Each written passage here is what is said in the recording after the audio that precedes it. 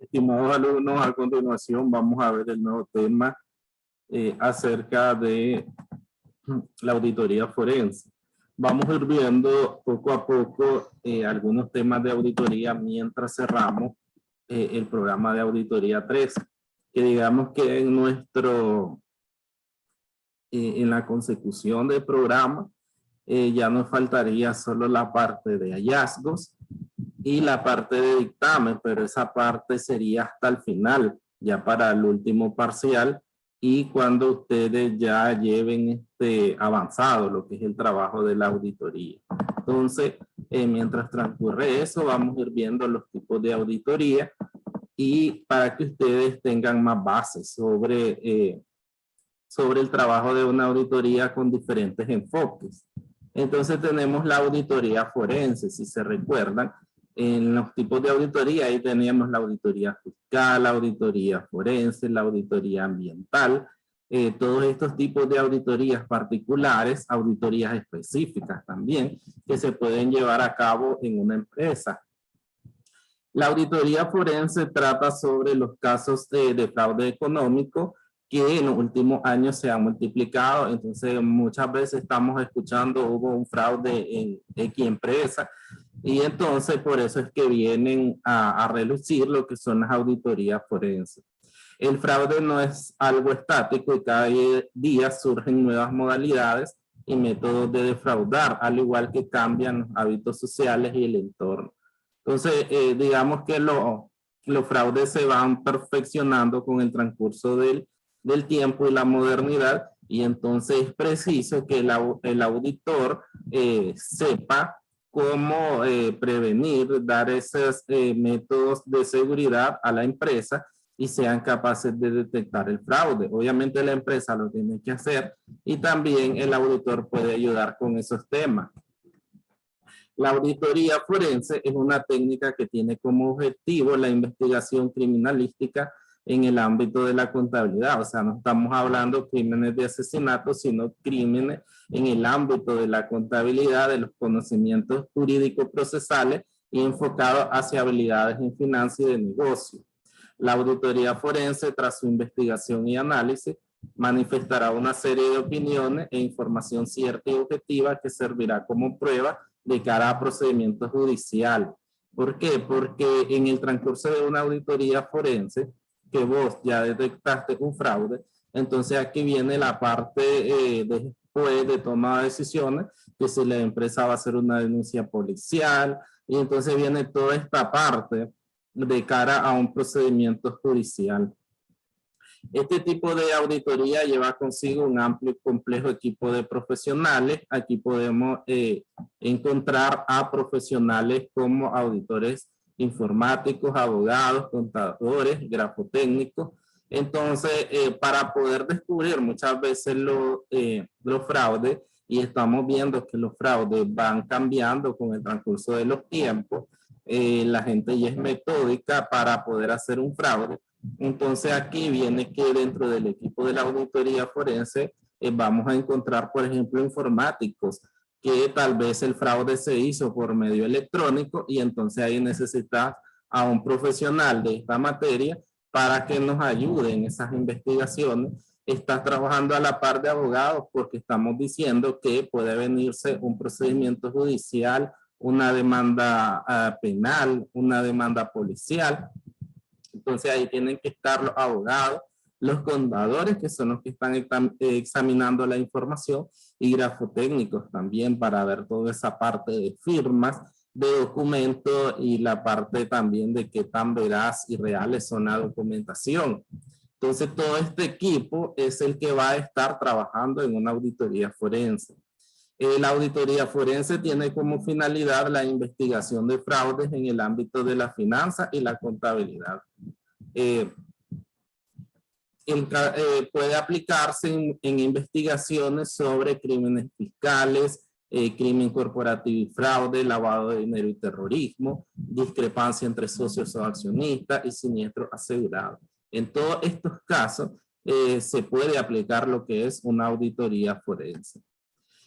Aquí nos dice que es una técnica fundamental, pues determina en una empresa si la información contable registrada se adecúa a las contingencias económicas de ese periodo. De esta manera se estrecha el riesgo de fraude y se facilitan las labores de investigación para asuntos donde existen dicha posibilidad. Entonces, el tema central es el fraude. El objetivo dice que la auditoría forense es un método de prevención de fraude y corrupción, pues pone en manos de jueces y de las autoridades legales pertinentes información y pruebas suficientes para que analicen y pongan como prueba en el proceso judicial. ¿Cuáles son los objetivos? Identificar casos de fraude, prevenir y reducir los casos de fraude, participar en el diseño y creación de programas de prevención de fraude, evaluación de sistemas de control interno, investigación y recopilación de evidencias que se pondrán en manos de la autoridad judicial. Aquí vemos siempre lo que es la evaluación del sistema de control interno y vemos que es un tema repetitivo en todas las auditorías. Estamos hablando de control interno en las auditorías externas, estamos hablando de control interno en las auditorías internas, en la auditoría operacional, en la auditoría forense, en la auditoría fiscal, en todos los tipos de auditoría. Un tema en común es la evaluación del control interno, porque si nos acordamos que el control interno son 5 elementos que lo forman, y el primero es el ambiente de control, y en el ambiente de control es donde están definidas las políticas, los procedimientos, los manuales de funciones. Entonces también en este tipo de auditoría, un sistema de control interno débil nos lleva a que en esa empresa pueden haber ahí algunos indicios de que se pueda cometer un fraude. Entonces, las auditorías forenses, esos serían los objetivos: identificar casos de fraude, prevenir y reducir los casos de fraude, participar en programas de prevención de fraude, la evaluación del sistema de control interno y la investigación y recopilación de evidencias. A continuación se presenta un árbol del fraude. Ahí vemos la corrupción. La corrupción tiene que ver con conflictos de intereses, con sobornos, con agradecimientos ilegales y con extorsión económica. También se puede dar por apropiación ilegal de activos. En este caso sería dinero en efectivo, inventario y otros activos. Y también el fraude en los estados financieros, cuando vos haces una sobreestimación de los activos o una sobreestimación de ingresos. Y también cuando haces una subestimación de activos o una subestimación de ingresos, lo que nosotros comúnmente lo registramos como maquillaje de estado financiero. Entonces, por medio de estas técnicas se puede dar un fraude por medio de la corrupción, por medio de la apropiación ilegal de activos o por fraude en los estados financieros. La corrupción se refiere a que el defraudador usa indebidamente su influencia en una transacción comercial a fin de obtener un beneficio para él o un tercero, contrario a sus obligaciones con su empleador. Entonces aquí lo que vemos que es una persona que está en un alto cargo y debido a eso, a la confianza que le tiene, entonces ahí es donde por medio de ese beneficio él hace cosas indebidas y obviamente está recibiendo un beneficio para él por medio de ese fraude. La malversación de activos se da por el robo o uso indebido de recursos de la compañía para un beneficio propio. Por eso ahí, ¿y qué tenemos como activo? Como activo tenemos el dinero. Tenemos también todo lo que tiene que ver con activos fijos. Tenemos el inventario. Entonces las cosas, digamos, más fáciles de que sufran un robo. Está el dinero en efectivo, está el inventario y están los activos fijos de la compañía. Entonces ahí sería este tipo de fraude, una malversación de activos. Y el fraude a los estados financieros, que es lo que comúnmente llamamos como maquillaje, que va a ser la alteración de los estados financieros de la compañía. Y es cuando vos vas a disimular cifras que no corresponden a la situación financiera de la empresa. Comúnmente, como nos decía arriba el esquema, puede ser que vos sobreestimé o subestimé. En este caso, estás apropiándote de un dinero y entonces podés bajar ventas de las reales o en otro caso subir ventas de las reales. Entonces esas alteraciones a los estados financieros es el fraude en los estados financieros. Cuando es necesaria una auditoría forense, cuando hay presunción o detección de un fraude interno y un fraude externo relacionado con los estados financieros de una empresa, la administración, lo tributario que tiene que ver con los impuestos, legitimación de capitales, en los procesos de fusiones, en la liquidación de sociedades, disputas entre socios, cada vez que se necesite determinar un hecho de naturaleza económica y motivos del fraude. Entonces aquí, siempre que haya un motivo, obviamente, que haga pensar a la administración o a los socios de que puede estar ocurriendo un fraude, entonces se va a contratar una auditoría forense. En lo que son la liquidación de sociedades, es más importante ahí como que esa empresa, digamos, quebró, va a desaparecer, pero en ese caso necesita saber por qué se da esa liquidación de sociedad. Entonces ahí puede haberse originado de un fraude que hizo que la empresa tenga una liquidez mala y entonces tenga que cerrar. En los procesos de fusiones también, porque en esos casos hay que ver, son dos empresas las que se van a fusionar y ver si alguna de ellas por qué lo está haciendo. O también pasa cuando el mismo dueño tiene varias empresas y comienza a fusionar. En esos casos es necesario revisar los estados financieros para conocer si no está pasando alguna situación inusual y entonces podemos contratar una auditoría forense. Los elementos que están presentes cuando ocurre un fraude se explican en dos teorías. Está la teoría del triángulo del fraude y la del diamante del fraude. En el triángulo del fraude nos dice que el fraude hay un incentivo o presiones en relación a metas, bonificaciones, problemas personales.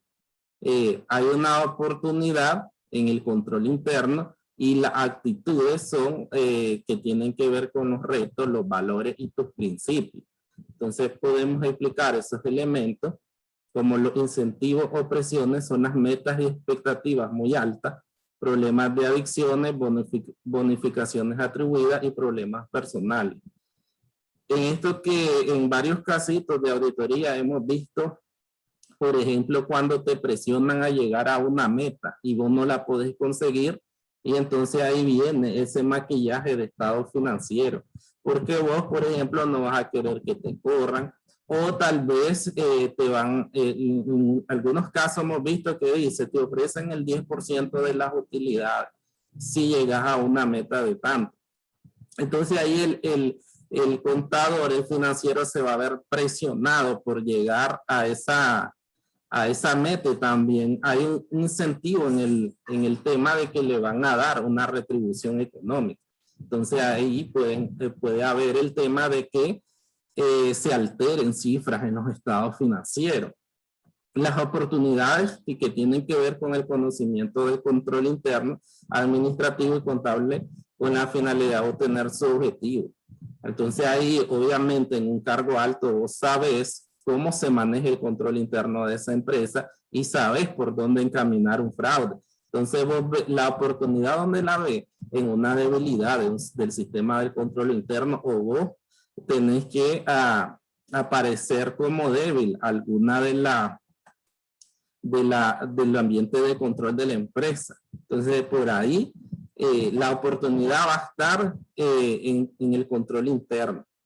Y las actitudes que tienen que ver con la persona, determinando retos, valores y principios. Se supone que una persona que tiene valores y principios no puede participar en un fraude. Entonces ahí vemos esta parte del individuo que va a participar en un fraude, es que está poniendo en tela de juicio todo lo que tiene que ver con sus valores y sus principios. Entonces en este triángulo vemos que la persona está incentivada, está presionada, tiene una oportunidad o busca una oportunidad de cómo hacerlo y tiene actitudes que tienen que ver con tu conducta.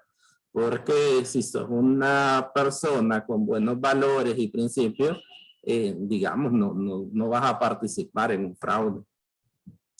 El diamante del fraude nos habla siempre, este incluye 4, si vemos 4 elementos, los incentivos, la racionalización, la capacidad y la oportunidad. En el incentivo vemos que es la necesidad de cometer un fraude. En la racionalización vemos la persona se ha convencido de que los riesgos valen la pena. En la capacidad, la persona tiene habilidades necesarias para llevar a cabo la conducta fraudulenta. Y la oportunidad, hay una debilidad del control interno que la persona adecuada puede explorar. Entonces vamos a ver siempre, aquí nos incluye la capacidad, porque siempre podemos decir que una persona que va a cometer un fraude tiene que ser una persona inteligente, una persona que tiene habilidades para poder llevarlo a cabo, porque si no la van a descubrir en el primer paso que dé. Entonces ahí digamos que es la parte que el diamante del fraude incluye. En los incentivos, viendo los elementos, los incentivos, los individuos pueden estar sometidos a presiones originadas en necesidades o compromisos propios o familiares, salud, estudios, deudas, vicios. Entonces aquí los incentivos nos llevan a otra cosa, en lo que lo veíamos desde otra perspectiva en el triángulo. En el diamante nos lleva a ver a esas presiones que tenés vos como individuo o personales en cuanto a que necesitas dinero.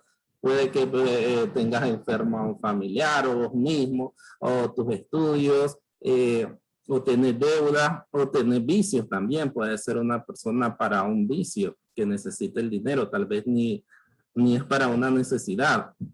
Tenemos la oportunidad, que es la facilidad para llevar a cabo la acción delictiva, y siempre nos lleva al sistema de control interno. Por eso es que es tan importante el estudio del sistema de control interno en todos los tipos de auditoría.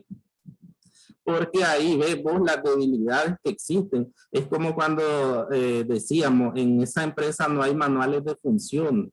Las transacciones las realiza una sola persona. Entonces no hay división de responsabilidades. Eso a vos te hace, te da una oportunidad de decir, por aquí yo voy a hacer un fraude. Entonces ahí lo que ves es esa facilidad para llevar a cabo esa acción, y obviamente es delictiva, porque si vas a adueñarte de algo que no es tuyo, estás cometiendo un delito. Pero aquí vemos que la oportunidad, a como nos plantea el triángulo, es igual, tiene que ver con esas debilidades del control interno de la empresa. La racionalización, cómo los individuos justifican en su interno la acción delictual. Entonces ya tiene que ver, digamos, con la persona en sí, que dice, es que tengo a alguien enfermo, entonces lo necesito robar. O sea, se va a justificar él mismo, pero ya sabemos que eso no tiene ninguna justificación. Esa racionalización es algo para convencerse él mismo de lo que va a hacer, pero que en la realidad eso no tiene ninguna justificación. Y la capacidad es el conjunto de conocimientos, capacidades, actitudes y destrezas necesarias para llevar a cabo el delito, y lo vemos desde una manera, desde una forma intelectual. Entonces, obviamente, es lo que repito, que la persona que lleva a cabo un fraude en una empresa es una persona muy inteligente, muy capaz, y que porque va a planear todo un proceso, no va a ser de un día, y igual va a incluir a otras personas. Entonces es un plan bien organizado el que tiene que realizar. Y obviamente es como cuando vemos al profesor en la serie de La Casa de Papel. Entonces vemos que el profesor es alguien que es demasiado inteligente, el hombre, para poder llevar a cabo ese robo. Entonces igual van a ser personas muy inteligentes, que tienen algo súper planeado, que cuidan cada detalle de lo que van a hacer. Y entonces ahí vemos, tiene que tener habilidades. En las características de la auditoría forense, vemos que es una investigación exhaustiva, análisis de información técnica específica, técnica criminalística, recopilación de pruebas y evidencias legales, declaraciones juradas y testimonios certificados, preparación y habilitación de pruebas ante tribunales. Entonces lo que vemos es que si estás investigando un fraude, entonces hay una investigación exhaustiva donde se maneja una información súper confidencial. Este tipo de auditor es alguien que está recopilando información y esa información no puede salir de ninguna manera fuera de la empresa porque se supone que después pueden venir demandas policiales y vos estás buscando que la persona que vas a incluir en una denuncia policial, esa persona no se largue. O sea, la debes de mantener ahí para ver, por ejemplo, en algunos casos se pone a la cárcel a las personas. Entonces ahí viene esa investigación súper exhaustiva, viene el análisis de información que tiene que ver con documentación y técnica criminalística, por eso es que nos decía que te puedes acompañar ya de policía. Ya cuando haces una denuncia policial ya hay un acompañamiento de policías en todo el proceso de la auditoría. Obviamente en el primer término es lo que es la investigación que tiene que ver con la recopilación de pruebas. Obviamente si haces una denuncia policial tenés que tener ya las pruebas en tus manos para poder hacerla y digamos ya trazado sobre qué persona va a ir la investigación policial. Y para esto también tenés que hacer todo el proceso de entrevistas y esta parte de obtener los testimonios de las personas, porque ya hay un esquema de la auditoría en cierto momento ya tiene un esquema de cuáles pueden ser las personas involucradas y entonces ahí viene toda la parte de investigación y recopilar pruebas. Y la preparación y habilitación de pruebas ante los tribunales.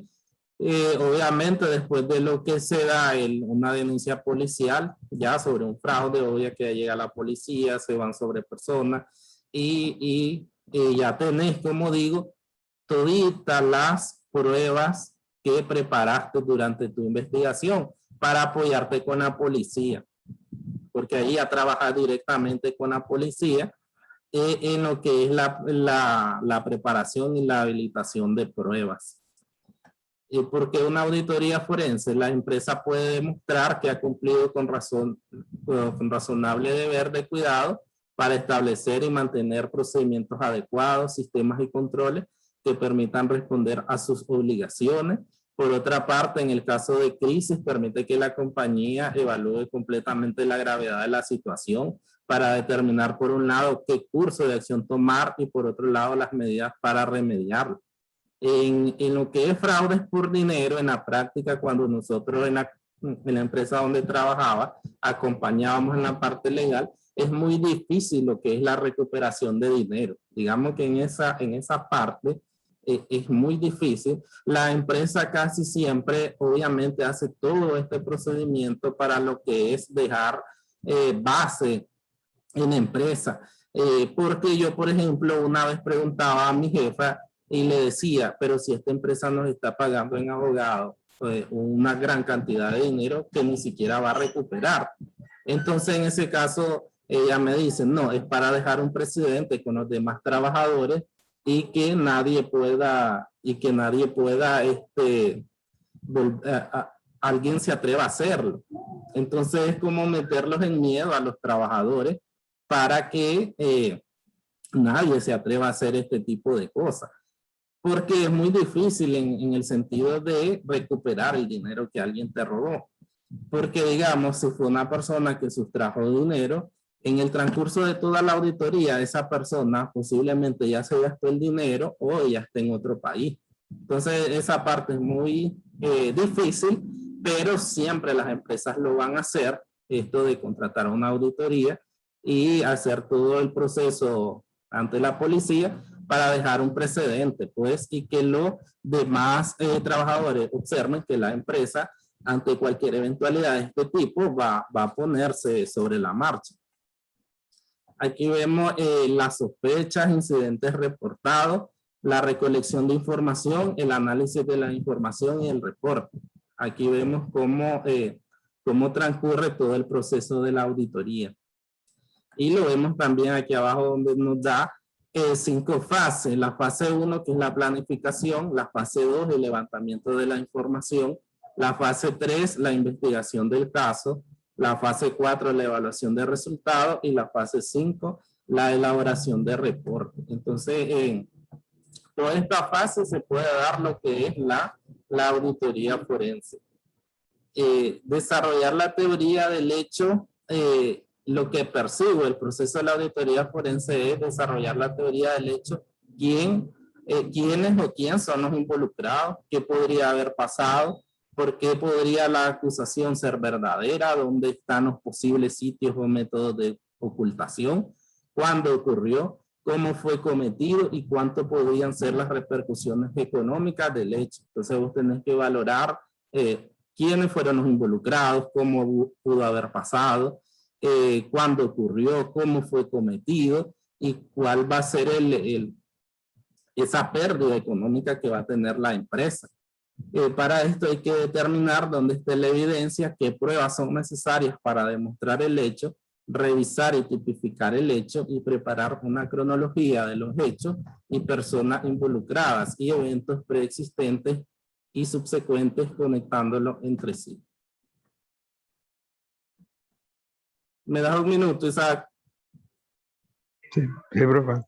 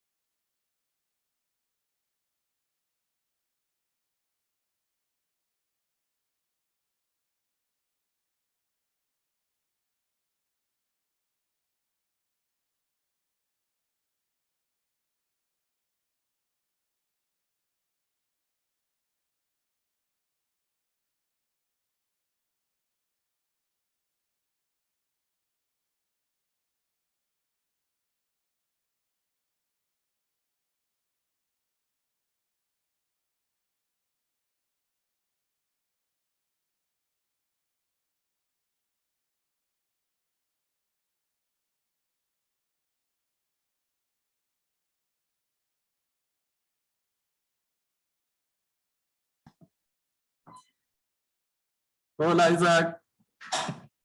Ya, profe. Sí. Entonces vamos a seguir con lo que es la auditoría. La auditoría que van a hacer el trabajo, pues.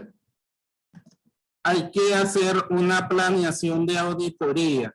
Se supone que hoy van a entregar las cartas de oferta técnica, la carta de compromiso y el contrato de auditoría. Entonces, Sí, en esa carta de oferta, ustedes ahí iban a poner cuánto es el tiempo que ustedes iban a hacer esa auditoría y asimismo cuántas personas van a hacer esa auditoría. O sea, cuántas personas necesitas. Esa información nosotros la necesitamos para este plan y lo van a hacer igual a este modelo. Aquí tenemos las diferentes etapas de la auditoría y, por ejemplo, en la etapa inicial, ahí vamos a poner todas las actividades que vamos a llevar a cabo en esa etapa, la fecha a la par. Esa fecha va a transcurrir, por ejemplo, vos dijiste en tu oferta, nuestra auditoría la vamos a realizar en un mes. Entonces, vamos a tomar como referencia, como ya estamos 6 de mayo, pongámosle junio, que empecemos el 1 de junio. Hay que ver qué días hábiles serán esas fechas o qué días hábiles tiene ese mes de junio para empezar, obviamente, en un día hábil, o si no, comienzan 15 de mayo. Pero es ir viendo ahí qué días corresponden, pues, de lunes a viernes, preferiblemente, y de acuerdo al, o sea, el plan se va a estar dividiendo en el tiempo de que ustedes pusieron en esa carta. O sea, ahí tiene que concordar, porque se pusieron un mes, aquí tienen que haber todos los días de ese mes de trabajo. Y ahí le vamos poniendo a la par las horas y le vamos poniendo quién de nuestro personal se va a ocupar de esa tarea o de esas tareas. Por ejemplo, aquí vemos en la etapa inicial el inicio de la elaboración de nuestro plan de auditoría. Ahí vemos la fecha, vemos la hora y el auditor responsable, qué persona del equipo va a estar ahí. Asimismo, las reuniones en la etapa inicial. Sí. Vemos las reuniones, se me pegó el Excel. Voy a volverlo a abrir. Entonces vemos las reuniones en esa etapa inicial, el inicio del plan, después las reuniones. Este ejemplo comenzaba el 1 de septiembre, creo que es un mes el ejemplo, el que abarca, entonces ahí va incluyendo los días hábiles, las horas y las personas. Después viene el desarrollo de la etapa intermedia. Entonces ahí pueden dejar muchas cosas iguales, si quieren anexar algo, entonces ahí lo anexan. Pero si no, ahí van dejando iguales, nada más que obviamente en la fecha va a cambiar porque ustedes, como les dije, pueden comenzarle el 15 de mayo o hasta junio, y ahí ir indicando, y además obviamente las personas. Ahí vamos sumando. Si nos fijamos aquí, en la etapa inicial hay 26 horas, el total, ahí sumamos las horas de la etapa inicial. Después vamos a la intermedia. En la intermedia es que nosotros vamos a incluir todos los procedimientos analíticos que van a realizarse a las diferentes cuentas de la empresa. Entonces aquí se determinó que, por ejemplo, el área de efectivo y caja se va a examinar. Y entonces allí una cédula sumaria, una cédula analítica, responder al cuestionario de control interno, realizar un arqueo, analizar la justificación de los gastos de la caja chica, comprobar físicamente que el dinero se encuentra en el poder del funcionario, realizar reconciliaciones bancarias y toda la parte que tiene que ver con el efectivo en caja y banco. Entonces igual, ahí voy plasmando los días, las horas y además la persona. Por lo que decimos siempre que en los equipos de auditores vamos a designar a una persona para inventario, una persona para caja, para efectivo, caja y banco, otra persona para cuentas por cobrar. Por eso es que aquí en este ejemplo vemos que Luis Pérez tiene a su cargo todo el área de efectivo, caja y banco. Entonces, porque esa persona es la que se va a encargar de revisar toda esa cuenta, esa área. Entonces ahí le plasmamos qué día él lo va a hacer, cuántas horas va a necesitar para llevar a cabo ese trabajo. Después vemos el siguiente área, que es las cuentas por cobrar. Igual realizar la cédula sumaria, la cédula analítica, los procedimientos de control, responder el cuestionario de control interno, todo lo que tiene que ver con el programa de auditoría. Si ustedes recuerdan, cuando ustedes elaboraban un programa de auditoría para cada una de las cuentas, entonces ahí se incluían todos estos procedimientos. Entonces ahí ustedes se pueden apoyar también, si quieren agregarle algo, con los programas de auditoría que ustedes elaboraron en auditoría 1, que ahí los deben de tener. Entonces aquí vemos igual que hay otra persona encargada, es Olga. Entonces a Luis está ya con el efectivo caja y banco trabajando. Olga va a estar trabajando con las cuentas por cobrar. Ahí ubicamos los días y las horas que va a estar trabajando esta persona. Después tenemos el activo fijo. Ahí Luis Pérez, si se fijan, entonces obviamente si tenemos pocas personas, una vez que termine Luis Pérez con el efectivo de caja y banco, viene a encargarse del activo fijo.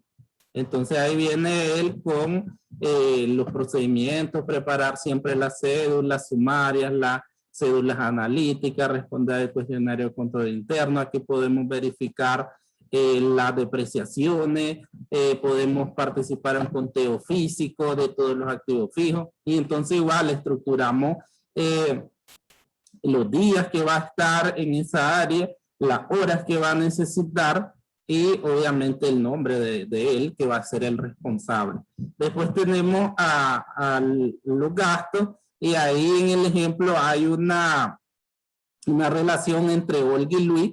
Allí los dos van a trabajar dentro de esa área de gastos, y ahí igual vemos los procedimientos, las fechas y las horas que se van a utilizar. Y por último están los ingresos.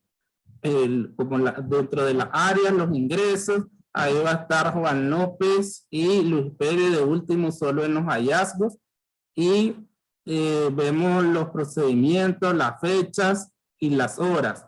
Como dije, siempre por cada área se van a ir sumando las horas. Entonces vemos que hay 26 en la etapa inicial, después vemos 24 horas en la etapa en el área del efectivo caja y banco, vemos 24 horas en las cuentas por cobrar, se sumaron 24 horas en el activo fijo y 24 horas en los gastos, y 28 horas corresponden a los ingresos. Entonces viene ya la etapa final, que ahí creo que el cuadro se me distorsionó, porque ese lunes 28 va a la par de la balanza. Entonces viene la etapa final, que es lo que vamos a hacer al final de esa auditoría. La balanza de ajustes, hay 2 días viendo balanza, hay la reunión con la gerencia y la entrega del informe final.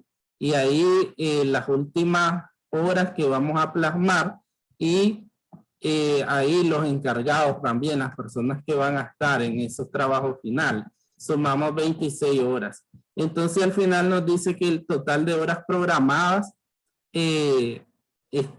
como les decía, aquí confirmo que la planeación, esta pequeña planeación se hizo para un mes, porque ahí nos dice en esta nota, se emplearán 22 días laborables o laborables en el mes de septiembre, del 1 al 30 del mismo, porque obviamente, como les digo, van a ir viendo los días hábiles, preferiblemente de lunes a viernes, para irlos ubicando ahí. el total de aquí, entonces aquí vemos el total de horas del encargado. Eran 3 personas aquí.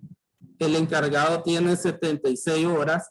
El auditor 1, 50 y el auditor 2, 50, 3 personas. Y entonces ahí están a 176 horas. Porque estas horas, si nos acordamos, este cuadrito nosotros ya lo tenemos, este que estoy poniendo en amarillo, lo tenemos en la carta. Entonces ese cuadrito tiene que pegarme con todo esto. Yo dije... Entonces, la carta de oferta que hicimos, que hay que concordar con esto que vamos a hacer. Sí, ahí Porque tiene yo recuerdo que le hice como de 2 meses, creo que Luis, que va a hacer la auditoría. Entonces tenés que ponerle más. Sí. Tenés que ampliar los días o las horas. Las horas las tenés que aumentar mejor, aumentar.